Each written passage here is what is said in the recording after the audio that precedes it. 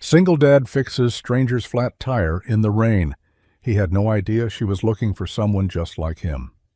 Before we dive in, hit that subscribe button and drop a comment. Where in the world are you watching from? The rain came down in sheets, slanting across the windshield like someone had pulled the sky apart. Jackson Cole gripped the steering wheel with one hand, the other fiddling with the barely functioning defroster. The wipers worked overtime, squeaking with every pass. His truck, an old Chevy that had seen better years, groaned at every puddle it hit. But it moved, and that was enough. The roads were nearly empty, just the occasional set of headlights slicing through the dark. It was late, too late, really. He should have been home an hour ago, curled up on the couch next to Lily, reading her a bedtime story or listening to her talk about her day at school.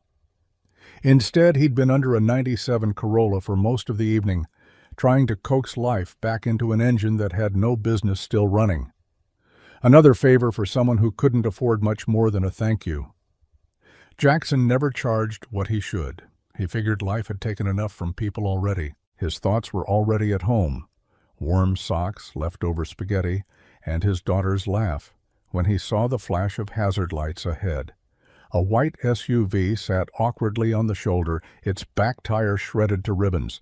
Just past it, in the dull glow of the taillights, a figure stood hunched under a small umbrella, soaked anyway. Jackson exhaled a quiet sigh and eased the truck to a stop. He rolled down the window a crack. "You okay?" The woman turned, startled. Her hair clung to her cheeks, rain dripping from the end of her nose. Despite the expensive coat and leather boots, she looked more human than polished. "Flat tire," she said, "and apparently I have no idea what I'm doing." Jackson gave a tired half smile. "Most people don't. Pop the trunk. I'll take a look." She blinked, surprised. "You sure?" He nodded. "Yeah, can't let you stand out here all night." As he stepped out into the rain, the cold hit hard. But he was already moving, already kneeling beside the damaged tire. He didn't ask her name. She didn't ask why he stopped. Some things didn't need explaining. The rain hadn't let up, not even a little. It came in waves, hard, cold, relentless, soaking through Jackson's jacket and settling deep into his bones. He crouched beside the tire, hands moving with the kind of practiced ease that came from years of doing things the hard way. A flat in this weather wasn't ideal, but he'd done worse with less. The woman stood a few feet behind him, her umbrella doing little more than slowing the inevitable. She wasn't panicking, which he appreciated. Just watching, arms crossed tightly over her chest, hair dripping under the collar of a coat that probably cost more than his entire month's rent. But there was something in her posture, something contained, like she was holding herself together with thread. Jackson glanced up briefly. "You got a spare?" She hesitated, then nodded. "I think so. I've never had to use it." Her voice was calm, low, cultured maybe, not fake, just different. He popped open the trunk and found the compact spare tucked beneath a pristine carpet liner.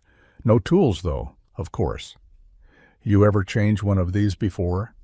"Not once." Her tone was dry. "I usually call someone." "Well," Jackson muttered, hauling the jack from his own truck, "someone showed up." He didn't ask what she was doing out on a back road in the middle of a storm. Didn't ask why a woman with tailored boots and delicate earrings was alone at this hour, this far from wherever she probably belonged. People had their reasons. He knew better than to assume. As he tightened the final lug nut, she stepped a little closer. "You didn't have to stop." He shrugged, standing slowly. Didn't feel right not to. She studied him for a second, like she wasn't used to that answer, like she was trying to understand him. "What's your name?" she asked. "Jackson." She nodded once. "I'm Claire." They stood there for a beat, the rain a steady soundtrack between them. "Thanks, Jackson," she said softly. "Really?" He tipped his head. "Drive safe, Claire." And just like that, she got back in her SUV and drove off into the storm. He watched her taillights fade, not knowing the quiet ripple she'd just caused in his life. The rain had softened to a drizzle by the time Jackson finished mounting the spare. His jacket clung to him like a second skin, soaked through and heavy, but he barely noticed. He gave the tire a final check, tightening each lug nut with steady precision. Years of practice had taught him to work quickly, even in weather like this, especially in weather like this. Claire stood nearby, arms still crossed, but no longer just to keep warm. Her expression had changed, something quieter, more thoughtful. She watched him work without saying much, her brow furrowed like she was trying to solve a puzzle in her head. He felt her eyes on him, but he didn't look up. He was used to fixing things without fanfare. "There," he said finally, straightening up and giving the wheel a pat. "You're good to go. Just keep it under 50 till you get a real tire on it." She nodded, the rain sliding down her cheek like a tear. "Thank you. I mean that." He offered a tired smile. "Not a big deal." "It is to me," she said, and there was something in her voice, something raw, barely covered by the polished tone she wore like armor. Jackson didn't pry.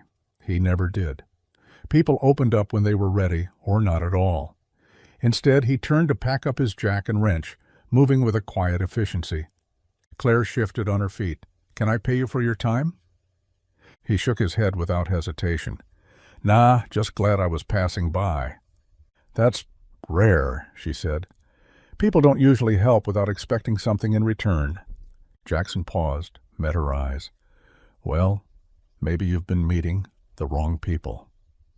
She held his gaze, and something flickered in her expression. Surprise, maybe, or understanding. "Maybe I have," she murmured. He didn't know what to say to that, so he didn't say anything, just nodded once more and turned to climb back into his truck. As she got into her SUV and started the engine, she glanced back through the window. He didn't see her smile, but it lingered on her lips all the same. That night, Claire drove away with more than a working tire. She drove away thinking about the man who didn't ask for anything, and wondering why that mattered so much. Claire lingered in the driver's seat, engine humming softly beneath her. The windshield wipers swished in a steady rhythm, brushing away the last of the rain, as if erasing the moment.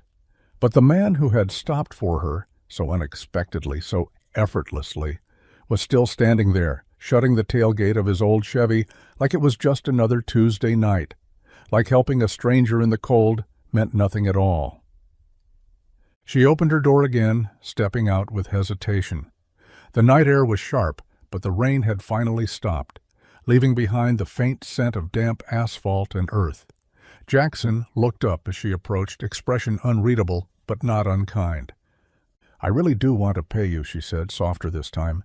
"I insist." He gave her a look, steady, tired, but gentle. "I'm not interested in your money." She blinked. It wasn't the words, but the way he said them, plain spoken, firm. There was no resentment in his tone, no pride either, just a calm finality, like this was who he was and always had been. Then, something, coffee, a favor, in return, she offered. A little unsteady now, she was used to negotiating, to offering and receiving.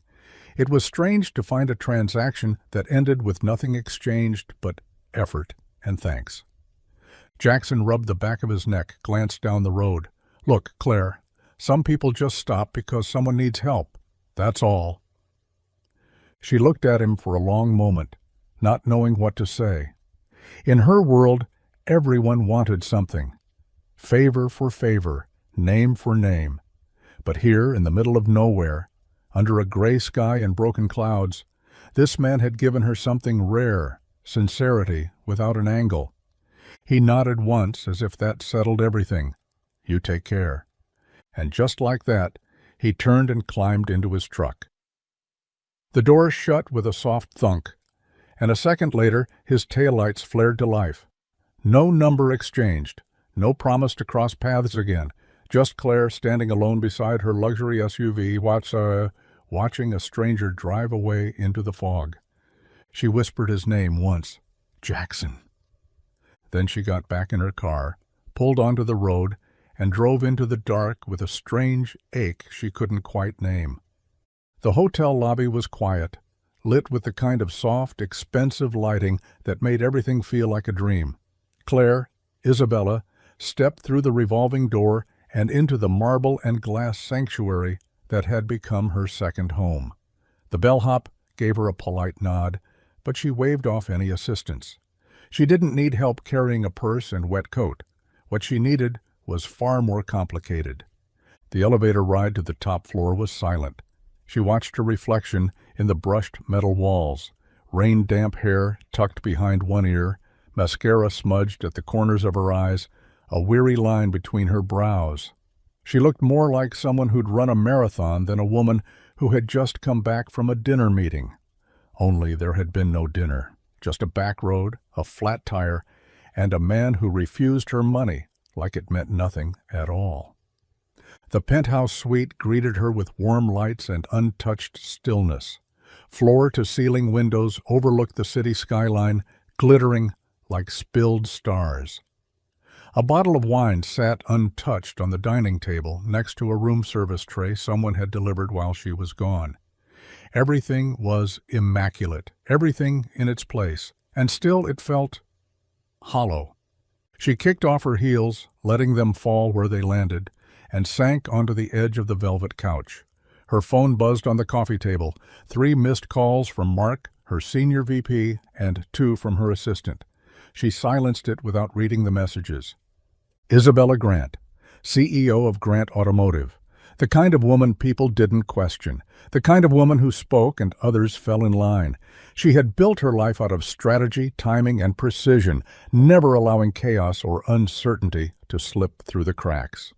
And yet tonight, a stranger with worn boots and rough hands had shaken something loose inside her. A mechanic who didn't want anything, who helped simply because it was the right thing to do. She leaned back and stared at the ceiling. The rain tapped gently against the glass. For all her power, her wealth, and the empire with her name stamped across it, she couldn't remember the last time someone had looked at her without seeing dollar signs or expectations. And for reasons she didn't yet understand, that made Jackson impossible to forget. Morning broke slow and gray over the town of Fair Hill, the sky hanging heavy with clouds that hadn't yet decided whether to rain or just sulk. The streets were quiet, save for the occasional bark of a dog or the low rumble of a pickup heading to work. At the edge of town, tucked between a diner and a shuttered bait shop, sat Cole's Garage, paint peeling, sign crooked, but still holding on. Inside, the familiar scent of oil, rubber, and old coffee filled the air. Jackson Cole stood beneath the hood of a rusted Ford, sleeves rolled to his elbows, grease smeared across his hands like war paint. He moved with quiet focus, tuning out the world. The rhythm of fixing things gave him something to hold on to. Machines made sense. People didn't. A pair of small feet padded across the concrete floor, followed by the unmistakable voice of his daughter. "Dad, you forgot your thermos again." Jackson looked up, and there she was, Lily, 10 years old and already more responsible than half the adults he knew. Her dark hair was pulled into a messy ponytail, her backpack slung too big over one shoulder, a purple jacket zipped to her chin. He smiled. "Thanks, kiddo." She handed it to him like a prized possession. "You said you'd try to remember." "I did, and then I didn't." He gave her a wink, and she rolled her eyes in return, but she was grinning. Lily perched on a stool near the office window, swinging her legs as she watched him work. This was their morning ritual, him fixing cars, her scribbling in a notebook until it was time for school. Jackson didn't have much, but he had this, and he held on to it with both hands. Across the lot, a customer pulled in, and the bell over the door jingled. Jackson wiped his hands on a rag and stepped out to greet them, his shoulders straight, his voice calm. Behind the grit and calluses, there was a man who carried more than anyone ever saw. Grief, hope, the weight of being everything for someone else. The garage was old, the roof leaked. Bills were always tight. But in a world that often spun too fast and gave too little, Jackson kept showing up, because for Lily and for himself, he couldn't afford not to. The city moved fast around her, horns blaring, shoes clacking against wet pavement, people talking into phones like the world might collapse if they paused to breathe. Isabella sat in the back of a sleek black town car, the windows fogged slightly from the change in temperature, her reflection faint and blurred in the glass. She should have been preparing for her afternoon strategy meeting. Numbers, forecasts, boardroom faces, all waiting on her to speak with confidence, precision, control. And yet, her thoughts had wandered again to the man on that rain-slicked road. Jackson. He hadn't flinched at her car, hadn't hesitated at her soaked hair or expensive coat. He'd seen a flat tire and a person who needed help. That was it.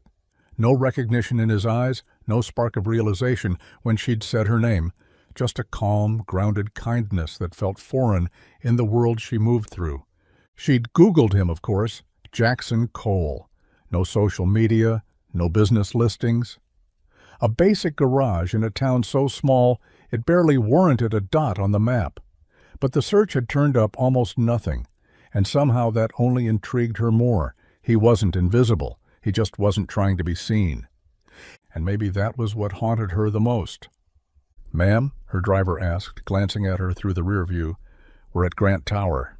She nodded, snapping out of her daze. "Thanks, Carl." The lobby of her headquarters was all clean lines and brushed steel, immaculate and echoing with polite efficiency. She walked past security, took the elevator up 32 floors, and entered the executive suite where her assistant was already waiting with a stack of folders and a latte. "Your 9 a.m. was rescheduled, and the board pushed the finance review to Friday," the assistant said, reading from a tablet. "Also, Mark wants a quick word about the supply chain adjustments before—" "Tell him to wait," Isabella said, already walking past. "I need 10 minutes." In the silence of her office, she moved to the window, the city sprawling beneath her. She folded her arms and stared out, but what she saw wasn't the skyline. It was Jackson, standing in the rain, refusing her money, asking for nothing. Just a man being good, for no reason at all, and that somehow felt unfinished. The sun was just beginning to dip when Jackson stepped outside to take a break, wiping his hands on a rag that had seen better days.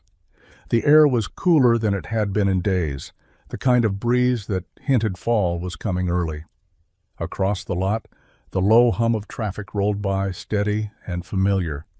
He took a sip from his dented thermos, savoring the bitter coffee more out of habit than taste. Then he heard it, that unmistakable sputter, followed by the cough of an engine, giving up the ghost. He turned toward the road just as a sleek, gunmetal gray luxury sedan coasted to a stop right outside the garage entrance. The same make as before, same shine, though it now bore the weary look of a car that had been pushed harder than it wanted to go. His brow lifted slightly as the driver's side door opened, and then, stepping out with quiet frustration and an undeniable sense of déjà vu, came the woman he hadn't been able to stop thinking about. Claire. No, Isabella. He'd learned her full name by accident when one of his regulars mentioned seeing Isabella Grant in town the week before. It hadn't clicked until later, until he put it together. The tailored coat, the commanding presence, the kind of grace that wasn't practiced. It was lived. She stood beside her car, arms crossed, eyes fixed on the smoke curling from the engine, like it had personally betrayed her. She hadn't seen him yet.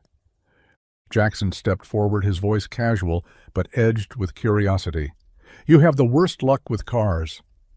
Her head snapped up, and the look that crossed her face was a mix of surprise, embarrassment, and something close to relief. "Seriously?" she said, shaking her head. "Of all the places." He gave a soft laugh.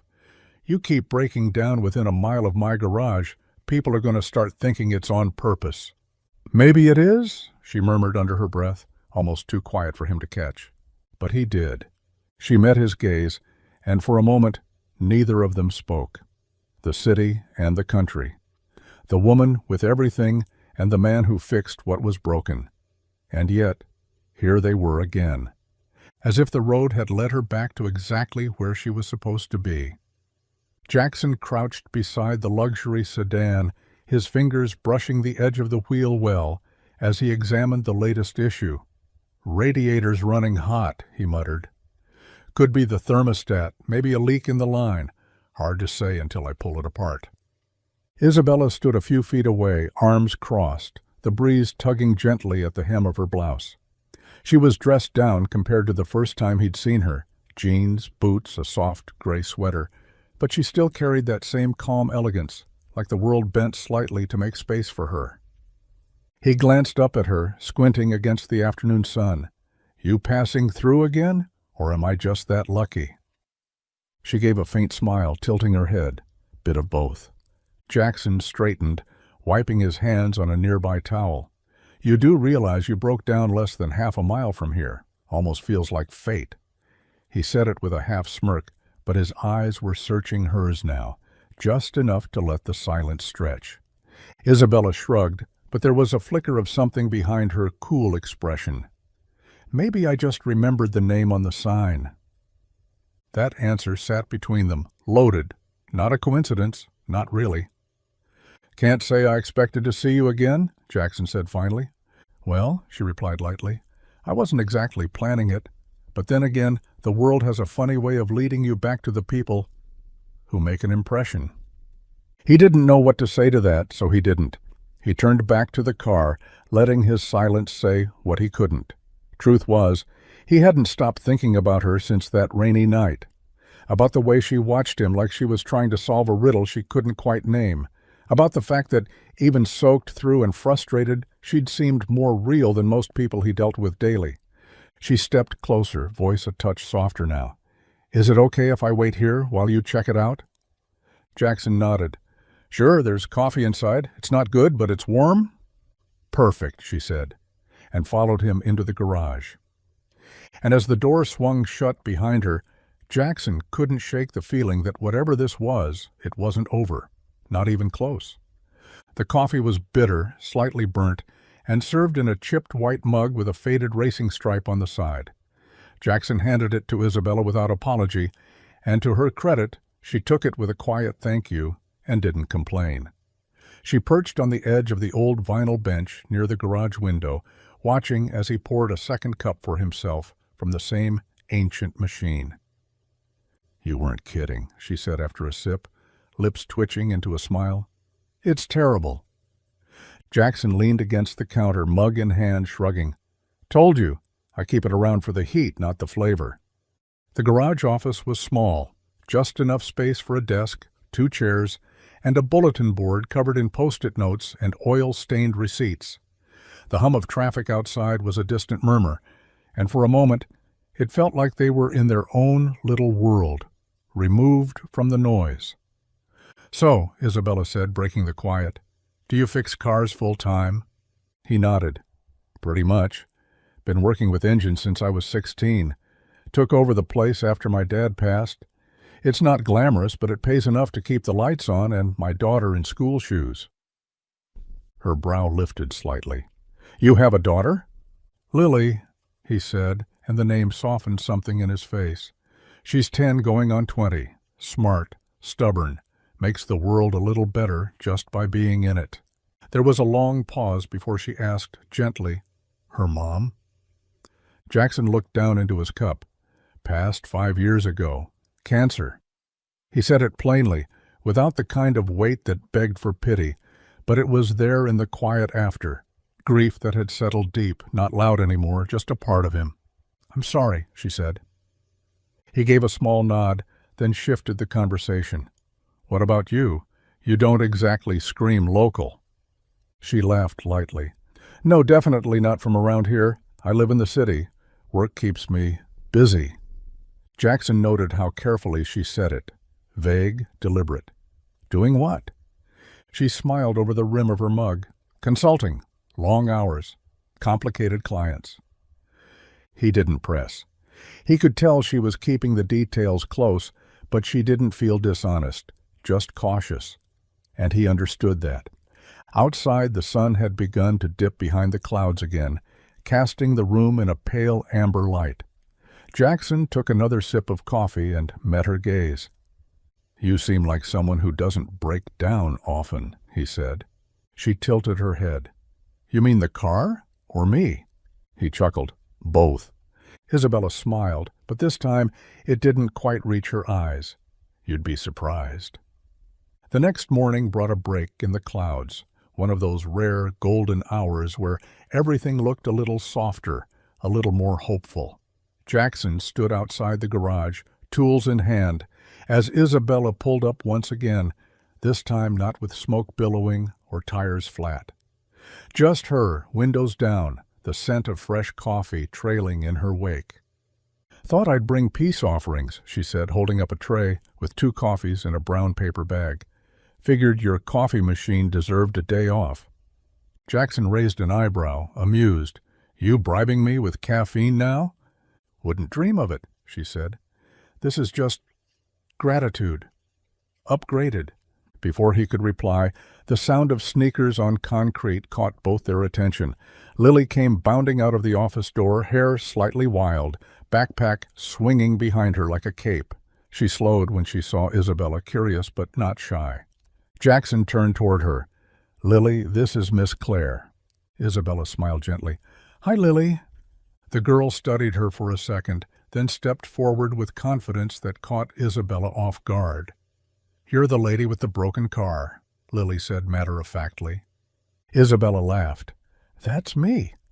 Lily narrowed her eyes in exaggerated seriousness. "You know my dad only fixes cars for nice people, right?" Jackson groaned quietly.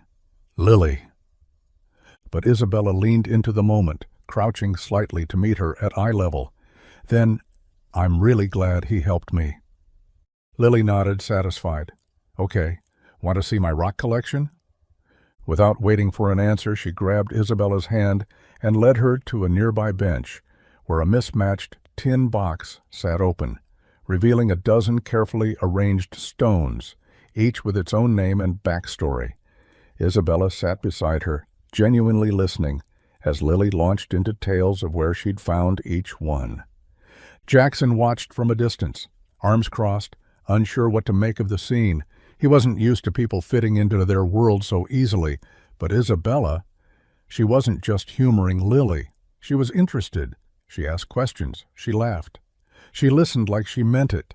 And for the first time in a long while, something in Jackson eased. Later, as Isabella stood to leave, Lily handed her a small pink rock. "This one's for you. It's a heartstone. It means you're brave." Isabella took it like it was made of gold. "Thank you, Lily," she whispered, blinking faster than she wanted to. Jackson didn't say anything, but as she drove away, he looked down at the empty space she'd left behind and felt it more than he wanted to admit. Isabella returned the next afternoon under the pretense of needing her fluids topped off. It was a weak excuse, and she knew it. The car was fine, better than fine, but there was something about the quiet steadiness of Jackson Cole that made the noisy chaos of her usual life feel far away, simpler, honest. She parked across the lot and stepped out just as Jackson emerged from the bay, wiping his hands on a rag. He didn't look surprised to see her. Maybe he'd expected it. Maybe he was getting used to her, the way she was getting used to him. "Running out of car problems already?" he asked with a small smile. She smirked. "Just figured I'd give your coffee machine another break." Before he could respond, the sound of sputtering exhaust caught their attention. A battered teal hatchback limped into the lot, coughing like it was about to give up the ghost.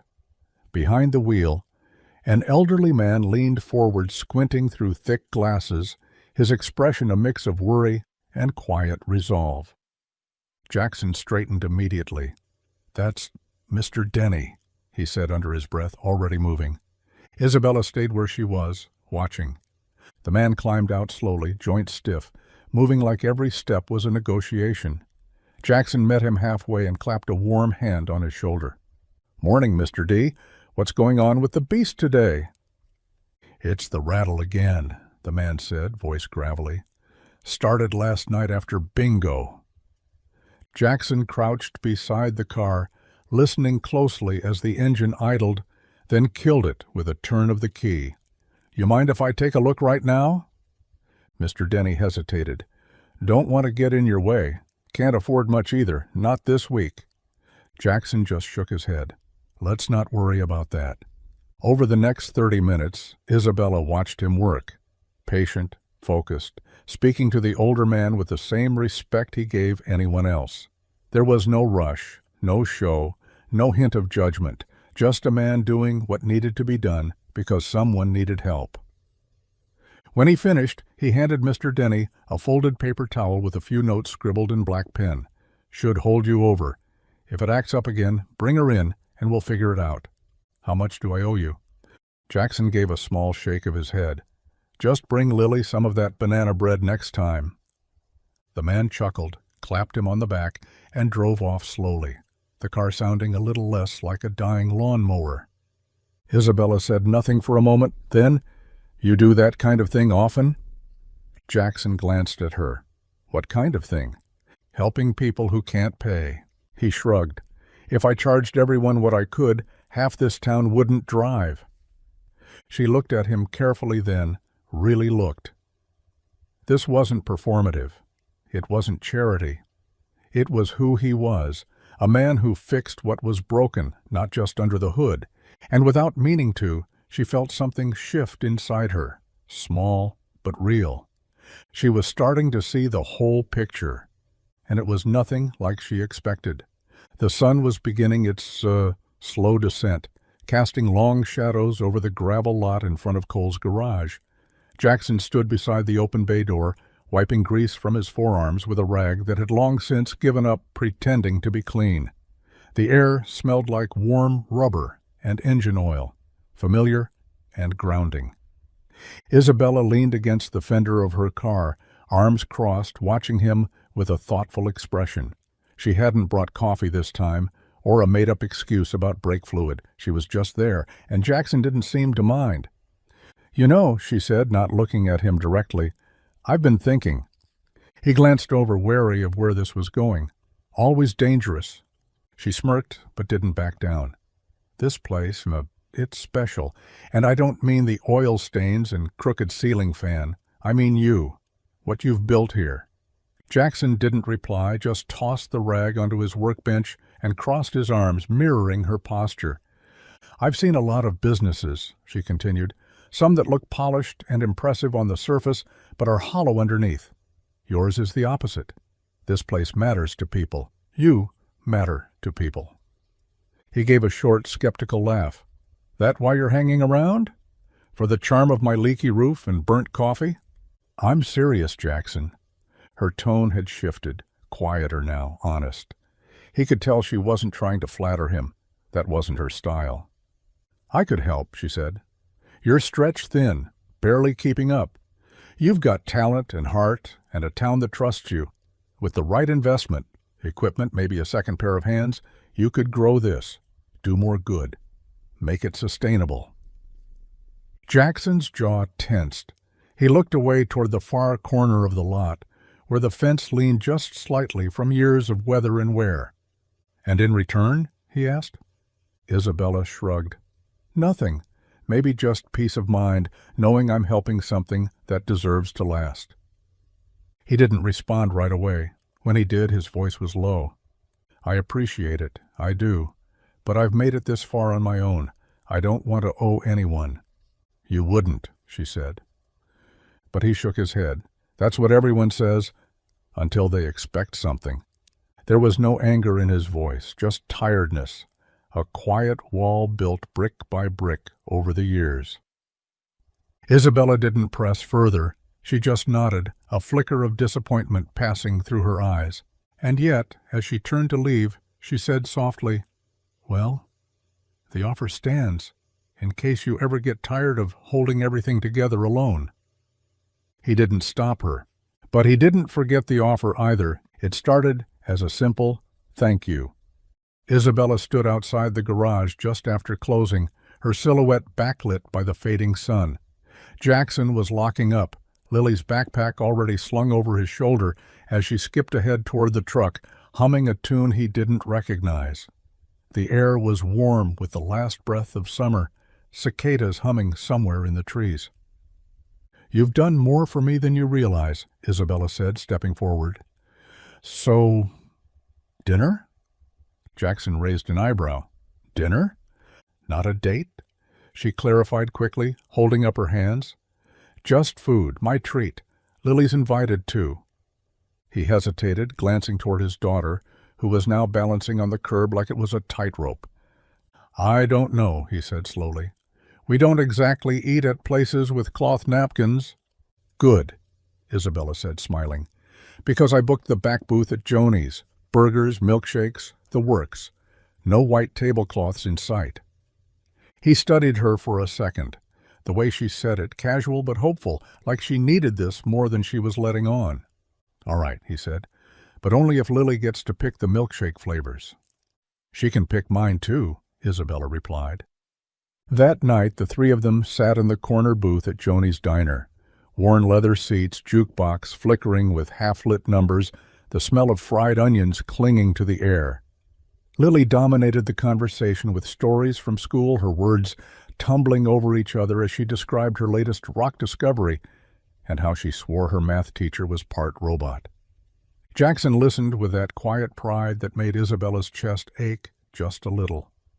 She found herself laughing more than she had in weeks, leaning into the warmth of the moment, letting herself forget the skyscrapers, the meetings, the relentless pace of her other life.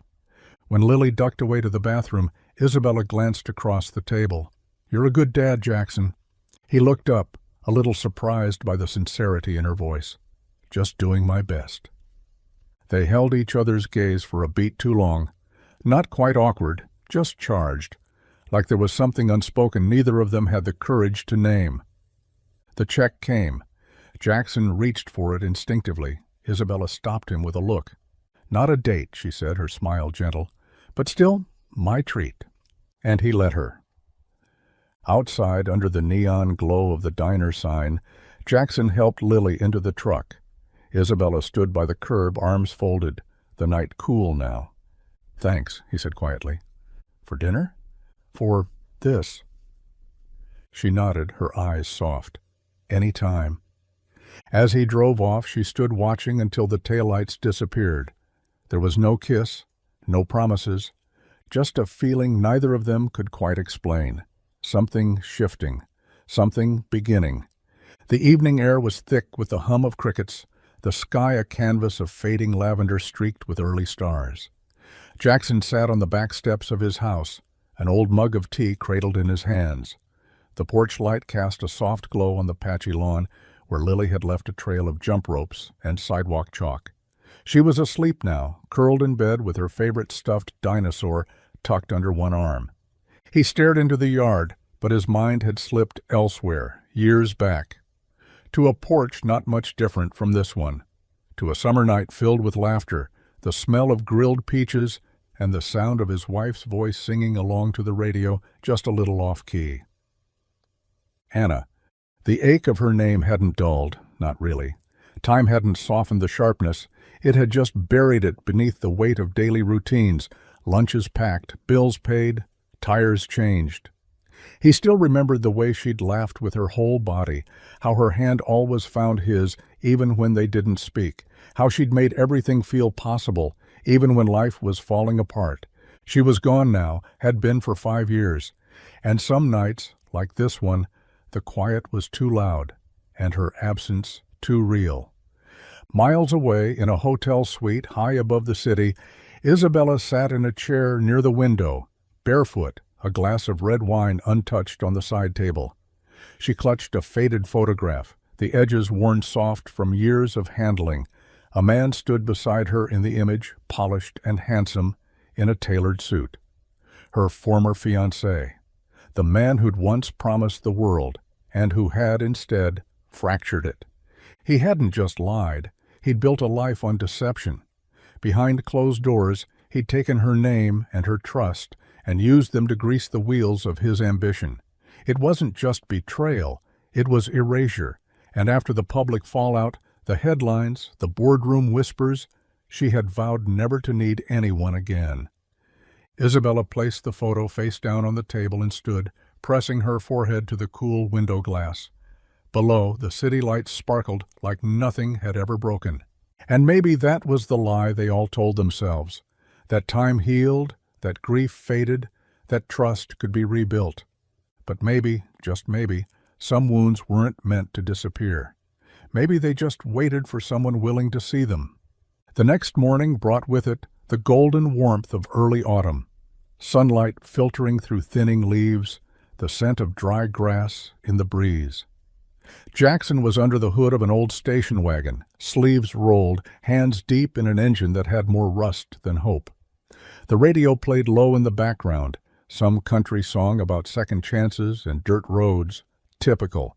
He heard footsteps before he saw her. Isabella stood at the edge of the bay, coffee in one hand, folder in the other, her expression a mix of determination and something softer, like she wasn't quite sure how this would land. Jackson wiped his hands on a rag and gave her a nod. "Back already?" She held up the coffee.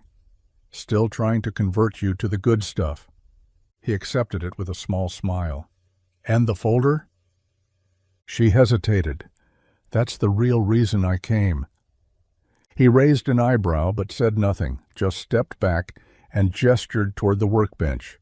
They sat side by side on mismatched stools, the scent of motor oil clinging to the air. "I know you turned down the investment idea," Isabella began, "and I respect that.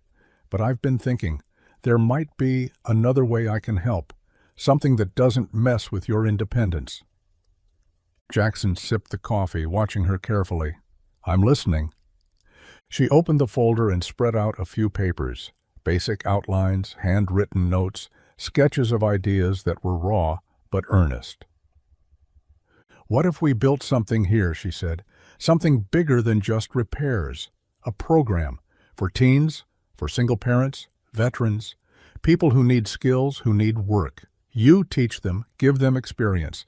I help with funding, equipment, outreach. No pressure, no strings, just a way to use what you already do to lift more people up." He blinked, genuinely surprised. "I'm not talking about turning this place into some corporate machine," she added quickly. "It stays yours. Your name, your rules.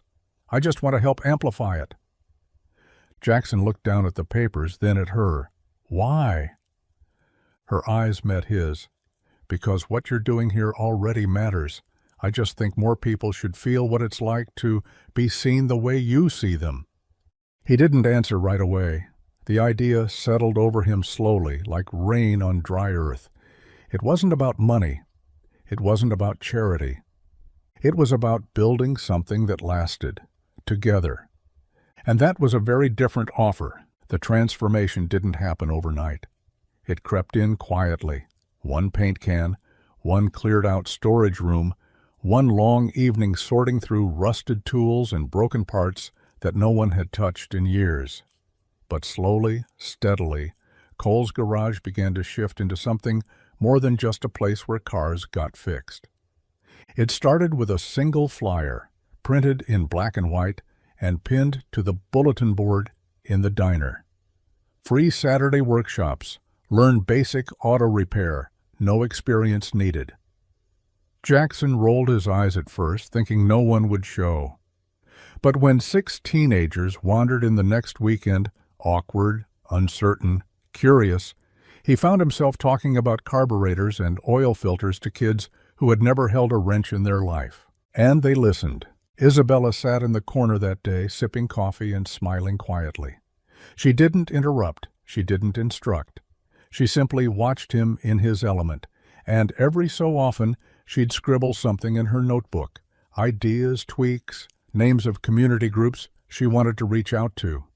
By the second week, the local high school had called, asking if they could send more students. By the third, a single mom showed up with 2 kids in tow and a car that wouldn't start. Jackson rolled up his sleeves without hesitation, and Isabella stepped in with juice boxes and a hand on the woman's shoulder that said, "You're not alone." Word spread fast in Fairhill. Soon the shop became more than a place to get your brakes checked. It was a lifeline. A gathering place. On weekday afternoons, kids helped clean up tools in exchange for snacks and homework help. On Saturdays, Jackson taught basic car maintenance, while Isabella organized a side table with donated clothes, school supplies, even gas cards for families who couldn't afford the next trip across town. Jackson had never heard the garage so loud, so full. And though the bills still stacked up and the days were long, something had shifted in him. The walls didn't feel as heavy. The air didn't echo with just loss anymore. He was still fixing engines, still getting grease under his nails, but now, with every repair, every conversation, he felt it. He was also helping people put their lives back together, and somehow, in the middle of all of it, his life was starting to come back together too. The bell above Joni's diner door jingled as Jackson stepped inside, brushing dust from his jeans and nodding at the familiar faces already sipping coffee or biting into early lunch specials. The scent of bacon and fresh biscuits wrapped around him like an old flannel shirt. Comfortable. Familiar. He didn't even have to place his order anymore. Joni herself, silver hair tied up in a scarf and sharp eyes narrowing playfully, slid a mug toward him as he took his usual seat at the counter. "Your usual's coming up," she said, then leaned in slightly, dropping her voice just enough to keep it just this side of casual. "So, is she moving in or what?" Jackson blinked. "What?" Joni smirked. "Claire, or Isabella, or whatever name she's using this week." He stiffened just a little. "She's not using a name. That's her name." "I'm just saying," Joni replied, pouring more coffee. "She's been here a lot. Folks notice. Fancy car, city clothes shows up like clockwork. Some are curious. Some think you're finally moving on." He didn't say anything, not at first, just stared into his coffee, the steam curling like smoke. Outside, a group of teenagers walked past the diner window, one of them wearing a Kohl's Garage t-shirt from the Saturday workshop. The logo looked awkward, a little too big, a little too proud. Jackson swallowed hard. He wasn't ashamed of what they were building, far from it. But the whispers had started weeks ago, subtle at first, then bolder. "She's got her hands in his shop now. Bet he's not paying a dime for all that new equipment. Must be nice having someone with money swoop in." He never answered any of it. He just kept working, kept fixing cars, kept helping. But inside, a familiar discomfort had started to settle in his gut. The feeling of something moving too fast, of expectations creeping in around the edges, of pride poked in places he didn't like. Later that day, back at the shop, he watched Isabella laughing with Lily over a shared bowl of popcorn. Her blazer hung over the back of a stool, her heels kicked off under the bench. It was easy, too easy. And that, more than anything, scared him. The house was quiet in that soft, sacred way it always was after dinner, dishes drying in the rack, the hum of the fridge filling the silence, the faint creak of old floorboards beneath socked feet. Jackson stood at the kitchen sink, hands deep in suds, while Lily sat at the table behind him, coloring carefully in a notebook with her tongue poking out between her lips in concentration. It had been a long day, a good one mostly, but there was a tightness behind Jackson's ribs he couldn't shake, the kind that came from too many questions and not enough answers. He kept scrubbing the same plate over and over. "Dad?" Her voice was small but steady. He glanced over his shoulder. "Yeah, Bug?" She looked up from her drawing. "Do you like Claire?" He froze, not entirely, just enough that his body forgot to breathe for a second. The question hovered between them like a fragile thread. Jackson turned off the tap, wiped his hands on a towel, and leaned against the counter, trying to measure his words. "Why do you ask?" Lily shrugged, but her eyes didn't leave his. "You smile more when she's around, and you laugh sometimes. Real laughs, not the tired kind." That hit him in the chest harder than he expected. He crossed the room and sat beside her, letting out a slow breath. "You notice all that, huh?" She nodded. "I like her. She listens, like really listens, and she asks about my rocks, even the weird ones, not like she's pretending to care." Jackson smiled softly. "Yeah, she's good at that." There was a beat of silence, broken only by the scratching of her pencil on paper. Then, without looking up, Lily whispered, I hope she stays. His heart clenched. He reached over and tucked a loose strand of hair behind her ear. She might not, he said gently. People like her, they usually have somewhere else to be. Lily frowned, her coloring slowing. Maybe, but I think she's looking for something too. Jackson didn't answer. He didn't know how to. But as he sat beside his daughter, watching the way she poured herself into the simple act of creating, he thought about Isabella's eyes, how they lingered a little longer each day, how they softened around Lily, how they lit up when she laughed. Maybe Lily was right. Maybe they all were. The boardroom was a pristine box of glass and steel perched high above the city. The lights were too bright, the air too cold. Around the massive table sat 10 men in suits and 2 women with perfectly sharpened heels, all tapping at their tablets and murmuring last-minute notes. The meeting hadn't even begun, but Isabella could feel her heartbeat in her throat. She stood just outside the frosted glass doors, clutching her tablet, breath shallow, hands trembling. Her reflection in the polished window looked polished, calm, exactly what the board expected, but inside something was unraveling. Her chest tightened. She tried to inhale deeply, but the breath caught halfway. The hallway spun a little. She blinked hard. Not now, not here. You've done this 100 times. But this time was different. The agenda was filled with power plays. One vote in the wrong direction, and her entire vision for the company could be erased. Worse, she would be erased. A woman with too much heart, too many distractions, that's what they'd say. Her fingers hovered over the emergency meds in her purse, but instead she pulled out her phone. She didn't think. She just hit the name she'd added weeks ago and never called. Jackson. It rang twice before he picked up. Isabella? She didn't answer at first, just stood there, barely breathing. Hey, he said, gentler now. You okay? No, she whispered, her voice small, cracked. I'm about to go into a board meeting, and I can't. He didn't ask questions. Didn't demand context.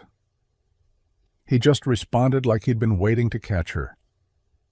Okay, listen to me. You're all right. You're safe. You're not alone. She squeezed her eyes shut. I can't breathe, Jackson. My chest. All right, we're going to slow everything down, he said, his voice even, grounding. I want you to count for me.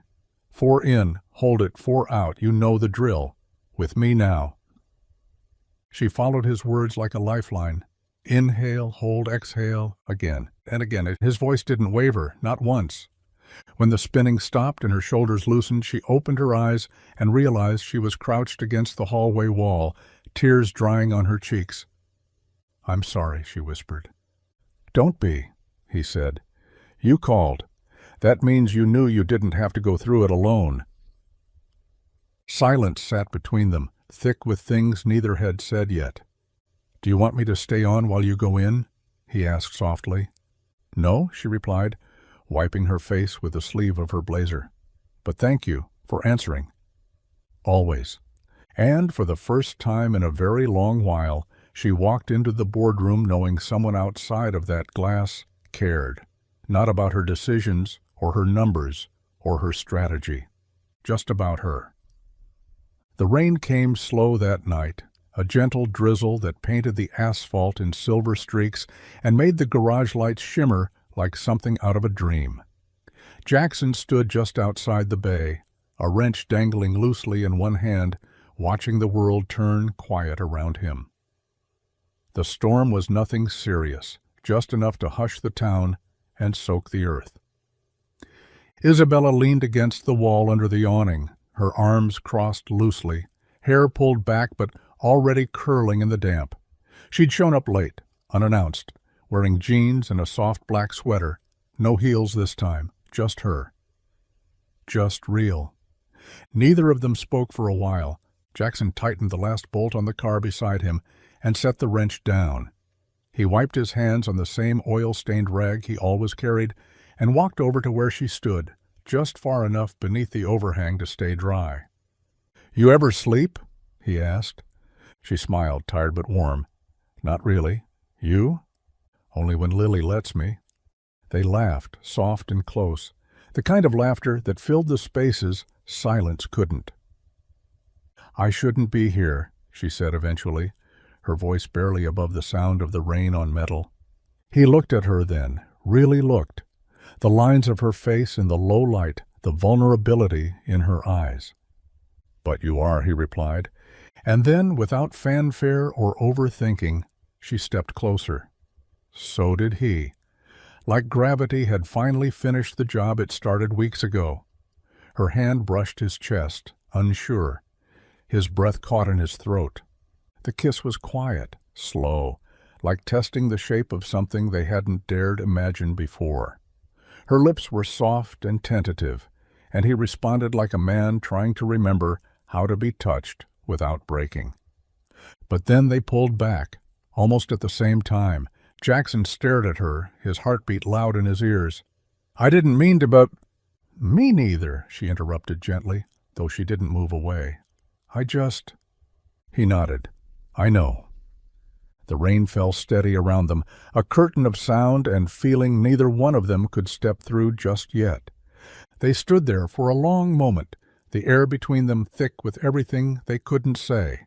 And yet, even in the hesitation, neither one walked away.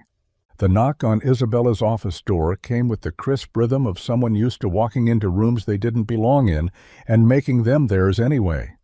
She didn't look up right away. The view from her floor-to-ceiling windows was drenched in morning haze, the skyline softened by a veil of gray clouds. The city looked quieter than it was, safe, removed. She knew better. "Come in," she said finally. The door opened, and the voice that followed struck her like ice down the back of her neck. "Still painting the sky from your ivory tower, Isa?" She turned slowly. There he stood. Colin Vance. Tailored suit, perfect smile, the same confident tilt of his head like he hadn't lied to her, betrayed her, broken years of trust with the ease of a handshake. Her fingers curled tightly around the edge of her desk. "You have 5 seconds to explain what you're doing here." He stepped further in like he hadn't heard the threat. "Easy. I'm here for business and maybe a second chance." She laughed. "Once, cold. You came to the wrong building for both." He gave her that look, half apologetic, half rehearsed. "Look, I made mistakes. Big ones. I won't deny it. But I've changed." "No," she said, voice firm. "You've rebranded." His smile faltered for a flicker of a second. "I'm here with an offer your board wants you to hear. A merger, clean, mutually beneficial. You and I, Grant Automotive and Vance Innovations, finally becoming what we were supposed to." She crossed her arms. "You mean what you wanted? A marriage of money and headlines. This time it's real, strategic. No personal strings, unless you want there to be." His eyes lingered, and she felt the heat rise in her chest, but not from affection. "You think because I've been quiet, I've been waiting for you?" she said, stepping closer. "I built this company back from the edge after you nearly dragged my name through the dirt. You think I'd hand you my legacy?" "Not just your legacy," he said softly. "Your future." The words hung heavy. She stared at him, jaw tight, then turned away. "Leave the paperwork with my assistant." "You'll look it over?" he asked. I didn't say that, but she would. She had to. The board had been pressuring her for weeks to find a growth partner. Vance's name still carried weight in the industry, and no matter how far she'd come, there were still shareholders watching, waiting. But as the door clicked shut behind him, her thoughts didn't go to spreadsheets or negotiations. They went to a mechanic in a small-town garage who never once asked her for anything, and who had never needed to. Jackson. The garage was quieter than usual. No humming radio, no laughter from Lily sorting tools in the corner, no chatter from Saturday volunteers, just the steady tick of a cooling engine and the faint creak of the bay doors shifting in the breeze. Jackson stood beneath the hood of a half-finished repair, staring at the same bolt he'd already tightened twice. His hands moved automatically, but his thoughts were miles away, back in that booth at Joni's where a customer had mentioned Isabella's name over breakfast like it was gossip, not fact. "Did you hear?" the man had said, dunking his toast in runny eggs. "Her ex is back in town. Vance, the tech guy. Word is there's a merger on the table. Power couple. Round 2. Jackson hadn't asked for more. Didn't have to. The look on Joni's face had said enough. Now he wiped his hands, trying to scrub off a discomfort that had nothing to do with grease. Isabella hadn't mentioned it. Not in any of the quiet conversations over coffee, not during the moments they stood close, but never quite close enough. She hadn't said a word about him, and maybe that was what hurt the most. When her SUV pulled into the lot later that day, Jackson didn't look up. He kept working, his shoulders squared, jaw tight. She stepped out, heels clicking on the concrete. "Hey." "Hey, Po," he said without looking. A beat of silence. "I wanted to talk." "I'm busy." She blinked, surprised by the flatness in his tone. "Is everything okay?" Jackson exhaled, finally lifting his gaze. "You should have told me." Her lips parted. "Told you what?" "That he was back. That there's a deal on the table. That your world doesn't just brush up against mine. It swallows it." She took a slow breath. "It's business, Jackson. Not, He stepped away from the car. "No, it's your life. The suits, the mergers, the headlines. I'm not built for that." Her voice dropped. "I didn't think you'd need to be." "Well, maybe I do," he said, sharper than he meant. "Because I've done the whole watch someone leave thing before, and I'm not planning on being the warm-up act for your return to whatever empire he's offering you." She stared at him, hurt flickering in her eyes, but she didn't argue, didn't plead. Jackson wiped his hands clean and walked past her without another word. Because loving someone like her, it didn't just come with risk. It came with the kind of weight he wasn't sure he could carry again. The morning she left, the sky over Fair Hill was a dull sheet of gray, heavy with the kind of silence that usually came after something had ended. Isabella stood at the edge of the gravel lot, the garage behind her bathed in the soft, reluctant light of dawn. Her SUV idled quietly, packed, ready. There was no one around, just the chirp of birds waking to a town that no longer felt like hers. She had waited for days, waited for Jackson to say stay, waited for him to knock on her door or call or even just look at her the way he used to. But he hadn't. The last time they spoke, if it could even be called that, his voice had been sharp, distant. There was no space for her between his pride, his pain, no room for explanations or promises. She'd offered the truth. He hadn't wanted it. Now, standing there with the sun trying to rise behind a veil of clouds, she felt the ache of that rejection settle deep.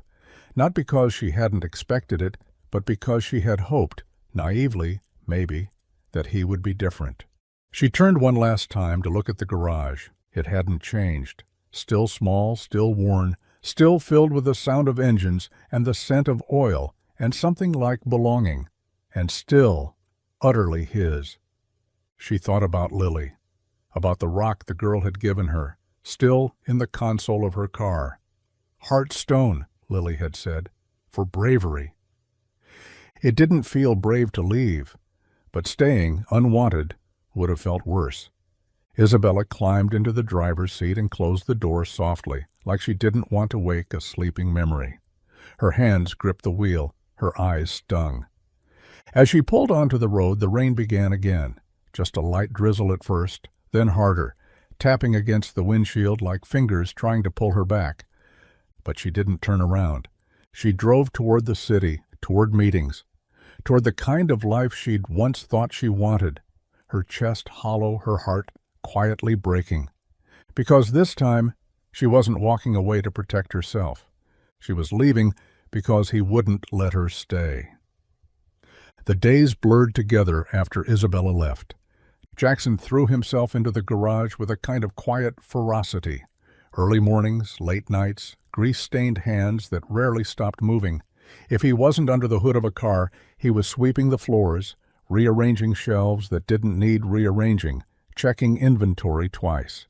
The shop ran smoother than it ever had, and yet it felt empty. The Saturday classes continued. Teenagers still came by to learn how to change a tire or replace brake pads, but the laughter was thinner, the energy lower. Jackson smiled when he needed to, nodded when expected, but everyone could feel it. Something was missing. Someone. Lily noticed it first. Of course she did. She stopped mentioning Isabella's name, though her drawing still included 3 figures instead of 2. She grew quieter in the afternoons, sitting longer at the workbench without asking questions. The pink rock she'd once given Isabella disappeared from the display on her windowsill, tucked somewhere private, maybe too painful to look at. "Dad?" she asked one night, over spaghetti, her voice small. "Did Claire go home forever?" Jackson didn't look up. "Yeah, Bug, she did." Lily was silent for a while, pushing her noodles around with her fork. "Was it because of me?" He dropped his fork. "No, never. It wasn't you. But you haven't smiled like before." Jackson leaned back, rubbing his eyes. "Some things just don't work out, even when you want them to." She nodded, like she understood, but she was 10. She didn't. Not really. And neither did he. At night, when the house was dark and Lily was asleep, Jackson would stand on the back porch with a mug of coffee gone cold, staring out into the stillness. The rain had stopped, but the sky remained overcast for days. He'd pushed her away. He told himself it was the right thing, that their worlds were too different, that she'd leave eventually. He just hadn't expected it to hurt this much when she actually did. The garage kept running. The town kept turning. But Jackson, he didn't. Not really.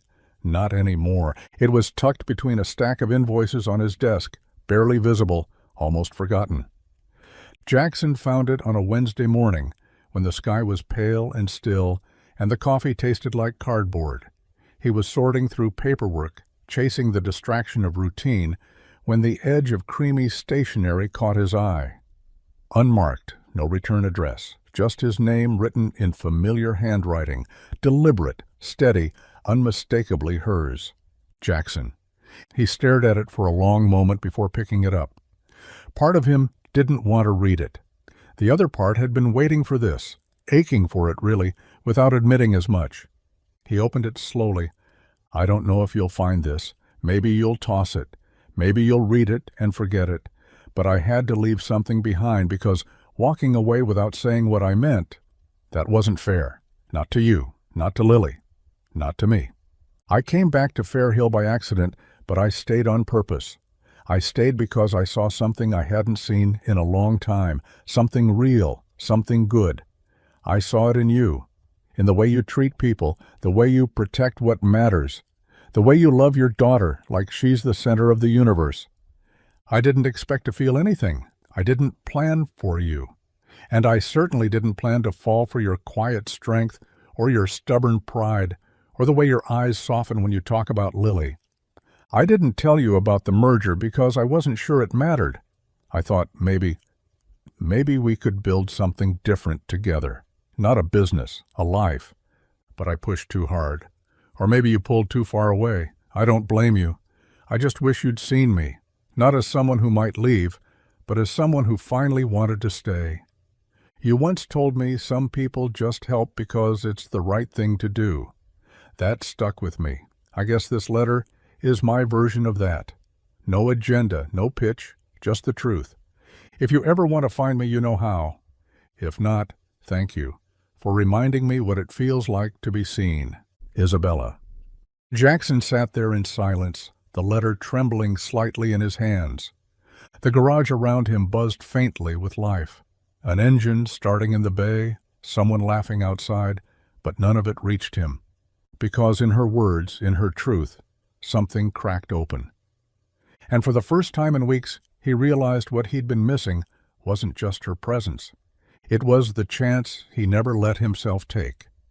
The air was thick with the scent of motor oil and old pine cleaner when Jackson sat across from Pete in the back booth at Joni's. It was late, past the dinner rush, early enough that no one would overhear. The vinyl seat creaked beneath him as he nursed a cup of coffee that had long since gone cold. his hands wrapped tight around the mug like he needed something solid to hold. Pete leaned back with the kind of ease that came from being Jackson's oldest friend, and the only one who knew just how deep his silences could go. "She's gone, huh?" Pete asked, not unkindly. Jackson nodded, slow and heavy. "Been a couple weeks." "And?"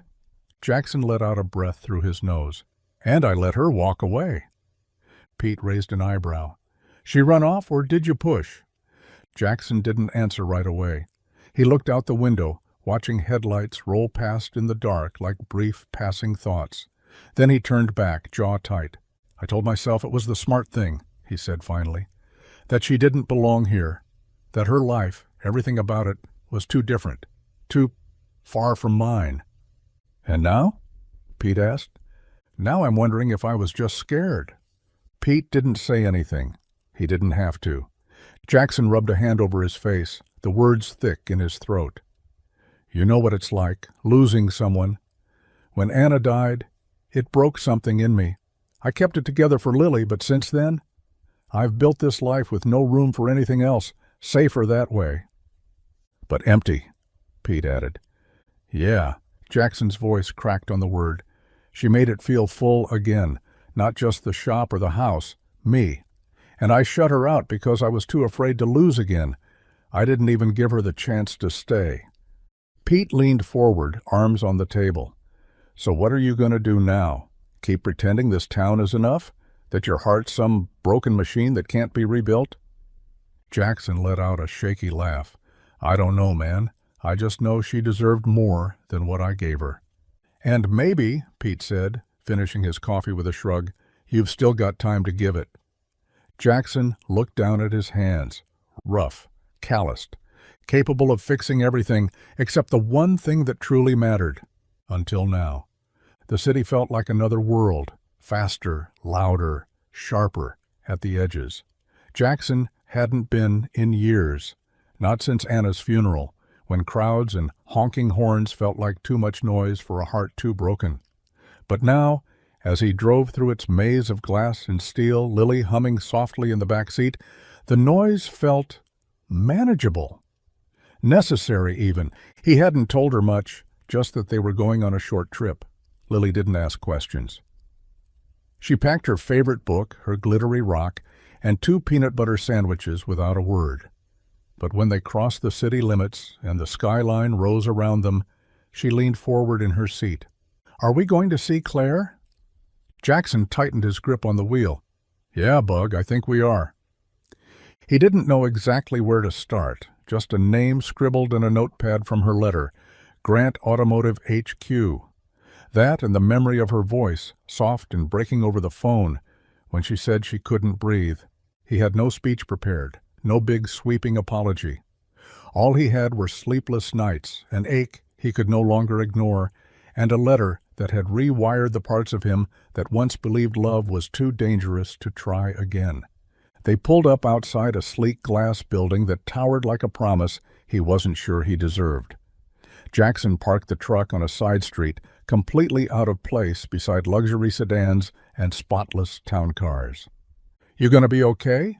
he asked, turning to Lily. She grinned. "I brought snacks. I'll survive." He leaned over and kissed her forehead, heart thudding like it wanted to run ahead of him. Inside, the lobby was all polished floors and brushed steel. The receptionist blinked at him as he approached, dusty flannel and boots tracking in memories of a different world. "I'm here to see Isabella Grant," he said, voice rough. "Do you have an appointment?" "No," he admitted, glancing toward the elevator banks, "but I think she'll want to see me." He didn't know what he'd say when he found her. He just knew he had to. The elevator ride to the 32nd floor felt endless. Jackson stood alone inside the mirrored walls, one hand gripping the strap of his worn canvas bag like it could anchor him in a world that didn't feel like his. His boots were still damp from the rain outside, and he could see the mud drying around the soles. Everything about him, his clothes, his posture, the oil beneath his nails, screamed wrong place, wrong man. But he didn't turn around. Somewhere above, Isabella was about to make a decision that could shape the next decade of her life. A merger, a clean slate, a return to the world she came from. And he was arriving with nothing but a heart full of regrets and a hope he'd thought he buried years ago. The elevator chimed softly, the doors sliding open to a polished hallway filled with glass walls and hushed voices. The floor beneath him gleamed like water. Jackson stepped out, pulse thudding in his ears. At the end of the corridor, a receptionist's eyes widened as he approached, but before she could speak, he spotted her, Isabella, through the glass. She was seated at the head of a long boardroom table, a dozen executives flanking either side. Papers were spread out before her, a sleek pen poised in her hand. She looked composed, powerful, unreadable. Until she glanced up, her eyes caught his through the glass, and in that second, everything else in the room fell away. The lawyers, the suits, the murmured voices. It all blurred like fog on a window pane. She stood before she realized she was doing it, her breath caught somewhere between a gasp and a prayer. Jackson pushed open the door, ignoring the startled looks and tight-lipped silence from the room. He walked toward her, every step echoing like it belonged in a different story. "I know I don't belong here," he said, voice steady but raw, "but I couldn't let you sign that without saying what I should have said weeks ago." "Jackson!" "I was scared," he cut in gently. "Not of you, of what you made me feel, of what I stood to lose. But the truth is, I already lost something the second I let you walk away." The boardroom sat frozen. Isabella looked at the paper in front of her, then at him. Then she slowly placed the pen down, and every heartbeat between them suddenly felt like a new beginning. Jackson stood at the head of the boardroom like a man who'd just crossed 1,000 miles to reach a single moment. The suits were watching him, half curious, half irritated. Colin Vance sat back in his chair with a tight smile that didn't reach his eyes, like he was waiting for security to handle it, like he already believed this was beneath them all. Isabella didn't move, not yet, but her eyes were locked on Jackson's, and that was all the encouragement he needed. "I don't have a pitch," Jackson said, his voice rough but clear. "No spreadsheets, no titles, just me." He glanced around, then back to her. "You once told me you weren't sure where home was anymore. I didn't say it then, but I should have. Home's not a place. It's people. And you? You became that for me before I even saw it coming." The silence in the room grew sharper. "I pushed you away because I've been living like everything I love can vanish without warning. And maybe it can. But what I realized is, pushing people out doesn't stop the hurt. It just guarantees you're hurting alone." Isabella's breath caught, barely audible. Her hands rested on the table, but she wasn't leaning on them anymore. She was listening, leaning forward, feeling every word. Jackson swallowed hard. "You changed my life, Isabella. And not just mine. Lily still draws you in every picture she makes. She still talks about your heartstone like it's magic. You gave her someone to look up to. You gave me a reason to believe again." He stepped closer, softer now. "I don't care about your title. I don't care what deals you sign. I care about what we built back in that garage, about who we were when the noise faded and it was just you and me and something that felt like the start of a life worth living again." A beat passed. The room was still. And then gently he said the words that had been buried for far too long. "I love you. I want a life with you. And I'm here. Not because I'm trying to stop you, but because I want you to choose us instead." He stood there, vulnerable and unpolished, with nothing to offer but the truth. It was her move now. The clouds had been gathering all morning, low and heavy, waiting for the perfect moment to open. And when they did, just as Jackson stepped out of the building and back onto the slick sidewalk, it was like the sky had been holding its breath for this exact release. Rain came in a steady pour, soaking through his flannel shirt within seconds, plastering his hair to his forehead. But he didn't move, didn't run. He just stood there, rooted in place, staring at the ground, letting it wash over him. Maybe he'd said too much. Maybe he'd said it too late. Inside, the boardroom remained silent long after he'd gone. Isabella hadn't said a word. She'd simply looked down at the unsigned contract, her reflection staring back from the gloss of the paper. Colin had muttered something under his breath, the others shifting uncomfortably, waiting for her to sit back down and make it all disappear. But she didn't sit. She stood, quietly surely, and walked away. Now, as Jackson wiped the water from his eyes and turned to leave, the building doors swung open behind him. He froze. There she was. Isabella stepped out into the rain without an umbrella, without a coat, without a care. The rain flattened her hair, darkened her clothes, clung to her skin like memory. But she kept walking until she was in front of him, breath visible in the cool air, eyes locked on his like they were the only steady thing left in the world. Neither of them spoke for a moment. And then she did, her voice low but certain, cutting through the sound of the falling rain. "It's always been you." Jackson blinked, stunned, his heart stumbling in his chest. She smiled softly, tears mixing with rain. "From that first night on the side of the road, from the second you looked at me and didn't see anything but a person who needed help. No titles, no power plays, just me." He reached out then, cupping her face with calloused hands, and she leaned into him like she was falling into the safest place she'd ever known. And under the same kind of rain that started it all, they kissed.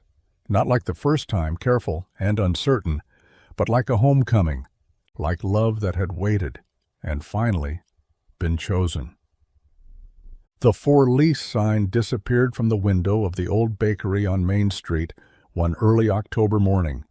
In its place, a fresh coat of white paint brightened the trim, and a new wooden sign went up a week later, carved by hand.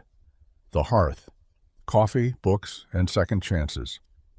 Inside, Isabella moved through the space with a calm she hadn't known she was missing all those years in glass towers and boardrooms. Her heels had been traded for boots, her phone for a handwritten to-do list. She still carried ambition in her bones, but now it wore softer edges, warmer purpose. She greeted every customer by name. Outside, across the street, Jackson tightened the bolts on a pickup's engine as Lily darted through the garage lot with a clipboard and a bright pink baseball cap. Self-appointed junior manager. Her laugh rang out like wind chimes, light and certain. The garage had grown in quiet, meaningful ways. The mentorship program Isabella helped launch was now a weekly fixture, with teens learning to rebuild engines and, quietly, rebuild themselves. There was even talk of expanding a second bay, a tool fund, maybe a scholarship or two. They never made any grand declarations when she moved back. No press release, no big goodbye to the city, just a small U-Haul, a quiet key exchange, and a dinner with Lily that turned into a routine without anyone needing to say it out loud. This was life now. Their life. Sunday mornings were slow and sweet. Pancakes in the kitchen. Isabella in Jackson's flannel. Lily curled up on the couch with a dog they never planned to adopt, but couldn't bring themselves to turn away. Some days, Isabella still woke with that old panic in her chest. The feeling that it would all slip away, that someone would knock on the door and remind her she didn't belong in a place like this. But every time, Jackson would pull her close and whisper, "You're here. You stayed." And every time she would answer, "I'm home." Because home wasn't power or noise or status. It wasn't a tower with her name on it. It was a mechanic's garage, a little girl's laugh, a man who met her in the rain and never asked for anything but the truth. And it was enough, more than enough. It was everything.